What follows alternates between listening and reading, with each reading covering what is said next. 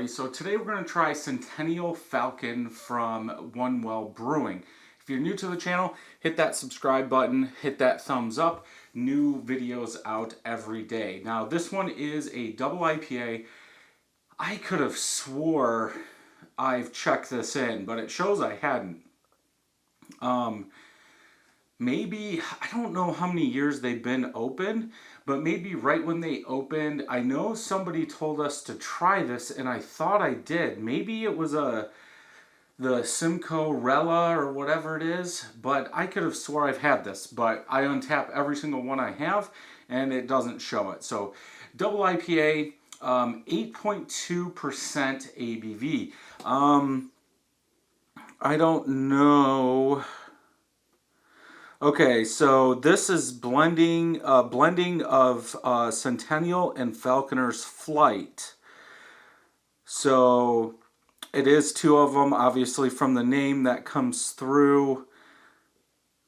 I was actually looking to see how much they dry hop because depending on the double IPA, I'm a fan of it or I'm not.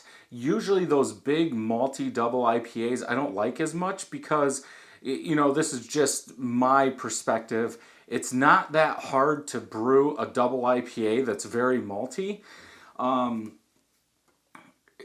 Some people do like it. I do not. I would rather have hops come through. Yes, you could have a balanced double IPA that is still malty, but again, I don't want to drink just a malt bomb, so I hope this isn't. And we'll see if I've had this or not at a tasting. But I swore I have, but oh well. Okay, let's go ahead. Whoa. Get it into a glass. I'm going to stop it short because I don't know how far that head's going to come up. We'll stop it there. Well does not put dates on their can, so I don't know how old this is. I probably had it a month, maybe 6 weeks, something like that. We do have an off-white, light orangish colored head on there, small and medium bubbles, more small than anything. About 1.5 fingers of head bubbles on the side are spread apart like bubble wrap. Color, light orange in color. Hazy, there's a lot of stuff floating in there. But it is that protein, yeast, and suspension is probably making it a little bit more cloudy than it should be. A lot of double IPAs are going to probably be a little bit darker in color, and maybe a little lighter. Or I mean, body as in lighter. It looks more like a regular IPA, hazy. Some bubbles coming up, not a ton. Let's go ahead and smell. Now, from Centennial, I usually get grapefruit, like a grapefruit bitterness, citrus out of there. Falconer's Flight, I don't know if I've brewed any smash beers with that, so I'm not sure what I would get out of just that hop. Let's go ahead and smell.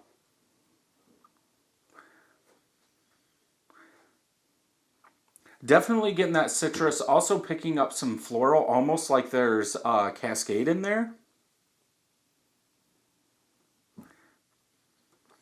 But yeah, that citrus, a little bitterness is what I get the most of, followed by a tiny bit of floral. Let's go ahead and taste. Let's maltiness.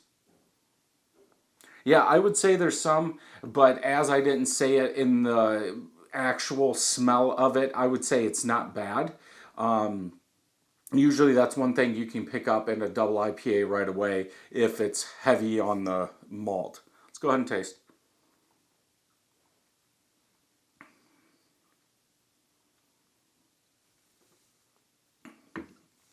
You do have that medium syrupy malty taste that's in there. It is cut by the bitterness, that citrus. It does feel like it's like a citrus rind, a generic citrus rind in there. But the aftertaste, you do get some of that maltiness that does come through in the aftertaste, but it almost feels like it's surrounded by orange, so like an orange bitterness in there. So you get that sweetness of that malt, but then you get the the taste of like the outer skin of an orange.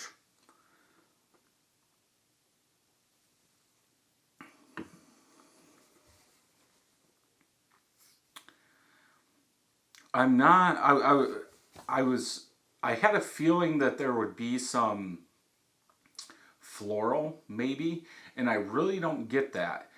It does seem like the bitterness is up there. We'll check Untapped. But I believe it's from the Centennial. I could be wrong, but it just seems like that grapefruit bitterness that I got in my Cascade Centennial series that's kind of like it is.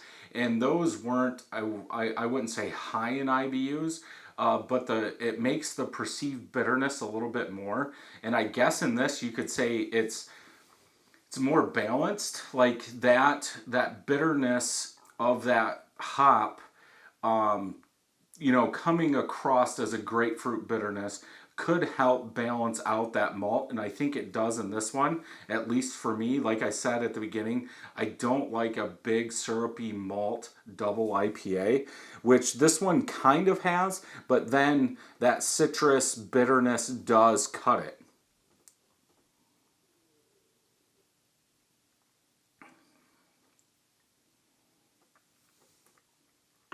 On this one, I would have to go with a 4 out of 5. I think it's balanced pretty well. You do get those citrus notes in there. Again, I'm not 100% sure what Falconer's Flight's going to do. My guess is it's adding more citrus and maybe some bitterness or pininess in there. But for me, at least, that malt comes through a little too much. So that's why I would score it a 4 out of 5. You don't get any alcohol. Let's go ahead and check Untapped real quick.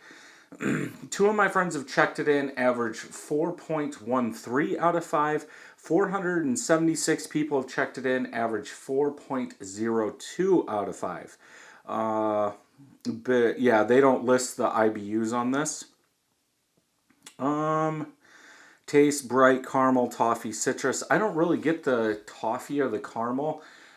It's more of that syrupy taste, but I could see them using maybe a Crystal 40 or something like that in there, maybe a 60. But yeah, that is it. Only two of my friends have rated it, and that's all it's shown me. So yeah, if you're into double IPAs, for bitterness on this, I would have to guess 70-ish, somewhere in there, perceived bitterness.